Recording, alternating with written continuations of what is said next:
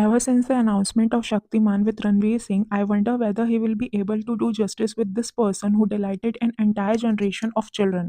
Ranveer would be perfect for a role like this. He has the right energy. Ranveer has range and energy. अगर उनको training और proper script मिले तो वो शक्तिमान को नेक्स्ट लेवल पे ले जा सकते हैं। मुकेश खन्ना का नेगेटिविटी सिर्फ अननेसेसरी कंट्रोवर्सी क्रिएट कर रही है। Shaktiman was great in 90s, but Mukesh Khanna needs to accept that time have changed. If he keeps gatekeeping, the movie will never click with today's generation. Calling Ranveer an addict is uncalled for. Ranveer is a phenomenal actor and has proved it with films like Bajirao Mastani, Padmavat and Gully Boy. Mukesh Khanna should respect that instead of throwing shades. Mukesh Khanna ka obsession with controlling Shaktiman brand is irritating. Instead of supporting fresh talent, he keeps dragging Ranveer down with his words like addict. अभी ना एक controversy चल रही है regarding Ranveer Singh as Shaktimaan. Mukesh Khanna ji जिन्होंने पहले शक्तिमान का role play किया था, उन्होंने कहा कि रणवीर एडिक्ट है और वो शक्तिमान के रोल के लिए फिट नहीं है। ऑनेस्टली ये स्टेटमेंट अनफेयर है।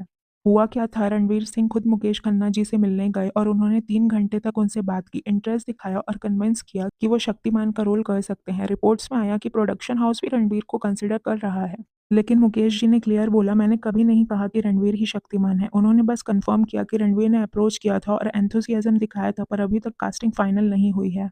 टैलेंट की बात करें तो रणवीर सिंह अनमैच्ड है। बाजीराव मस्तानी, पद्मावत, गली बॉय, हर रोल में उन्होंने अपनी एक्टिंग का कुछ नया प्रूफ दिया है। उनकी एनर्जी, कमिटमेंट और वर्सेटैलिटी सब टॉप क्लास है। हाँ, रिपोर्ट्स के मुताबिक रणवीर सिंह पर्सनली उनसे मिलने गए थे। उन्होंने 3 घंटे ऑफिस में स्पेंड किया। मुकेश जी ने खुद बताया, he was passionate, spend 3 hours with me, very nice actor and human being, full of energy. लेकिन मुकेश जी ने ये क्लियर किया कि I never said he is a Shaktimaan. Final casting अभी तक डिसाइड नहीं हुआ है। यहाँ पे ये बात पॉइंट आउट करने की बहुत ज़रूरत है कि कोई भी इंडिविजुअल को एडिक्ट कहना, especially without any proof, is not only unfair but disrespectful. Ranveer's bold photoshoot and fashion choices are his creative expression. उनको पर्सनल लाइफस्टाइल के बेसिस पे जज करना गलत है और उनकी डेडिकेशन, प्रोफेशनलिज्म और क्राफ्ट पर कोई शक नहीं है।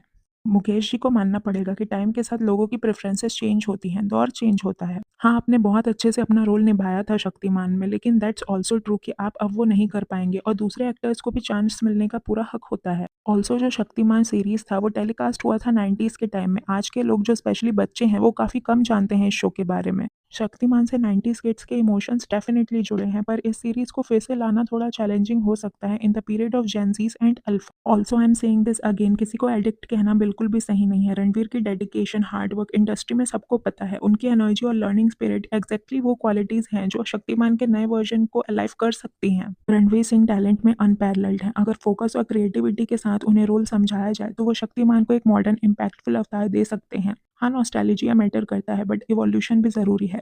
रणवीर उस इवोल्यूशन को कैरी करने लायक है। Ranveer deserve this chance. Talent और सिंसियरिटी हमेशा जीत जाते हैं और मुझे लगता है कि वो शक्तिमान के कैरेक्टर को एक नई पहचान दे सकते हैं। सो आपको क्या लगता है, should Ranveer Singh be given a fair shot to become the modern day Shaktimaan based on his acting power and commitment, या फिर image based judgement first? Comment में बताओ। सब्सक्राइब करो सिनेकप को। मिलते हैं नेक्स्ट वीडियो में जल्द ही। बाय।